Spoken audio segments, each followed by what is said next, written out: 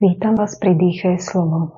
Text Evanjelia dnešnej nedele nás pozýva k stretnutiu s Kristom a jeho učeníkmi, aby sme boli svedkami alebo sa osobne zapojili do konverzácie o modlitbe. Ste máte osobnú skúsenosť, že sa vás niekto opýtal, ako sa modlíš, alebo čo pre teba znamená modliť sa. A možno vás poprosil, ukáž mi, nauč ma to. S podobnou otázkou i žiadosťou prišli učeníci za Ježišom. Ježiš sa modlí, hovorí s Otcom a učeníci sú fascinovaní jeho modlitbou, jeho vzťahom k Otcovi. Je to vzťah otvorenosti a úprimnosti. Jeho modlitba v nich vzbudí túžbu po stretnutí s Bohom. Prichádzajú za Ježišom a prosia ho. Nauč nás modliť sa, ukáž nám modlitbu.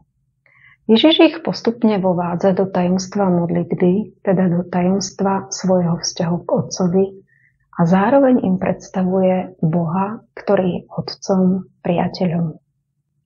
Začína tým, že ich pohľad zameriava na Otca, od ktorého prichádza život i všetky dobrá. Hovorí o oslave Otcovho mena. Začína tým, čo je najdôležitejšie, cieľom života, ktorým je Boh a oslava jeho mena. Cieľ napomáha pri výbere dobier a ich používaní v živote. Správnym výberom a užívaním dobier a darov sa podieľame na oslave Otca. Ježiš učí učeníkov, aby Bohu hovorili o živote, o realite života, ktorú žijú, o veciach, ktoré potrebujú pre život. Pre život vonkajší, chlieb náš daj nám každý deň, ale i pre život vnútorný. Odpusť nám, lebo aj my sa usilujeme odpúšťať a túžime po slobode srdca. Nehovorí im konkrétne presné slova či frázy, ale pozýva ich do vzťahu s Bohom Otcom. Postupne im predstavuje Boha, ponúka im nový obraz Boha, Otca, ktorý dáva a ktorý svoj vzťah k človeku žije v načúvajúcom, láskavom a zodpovednom postoji. K takému postoju sú pozvaní aj učeníci.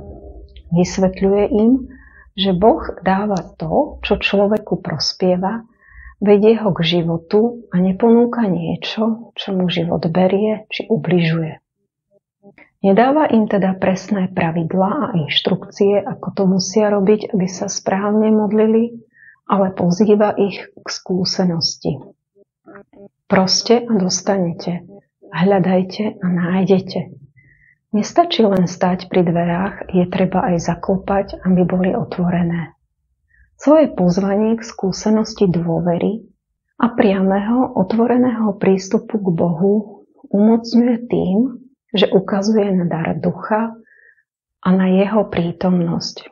Na dar Božieho ducha, ktorý nám pomáha mať správny vnútorný postoj voči žiadaným veciam. Učí nás vzťahu k Otcovi, pomáha nám na ceste k skutočnému obrazu Boha Otca. Tak si doprajte čas, prisadnite si k Ježišovi a porozprávajte sa s ním tak ako učeníci. Porozprávajte sa s ním ako s priateľom, položte mu otázky, ktoré rezonujú vo vašom vnútri.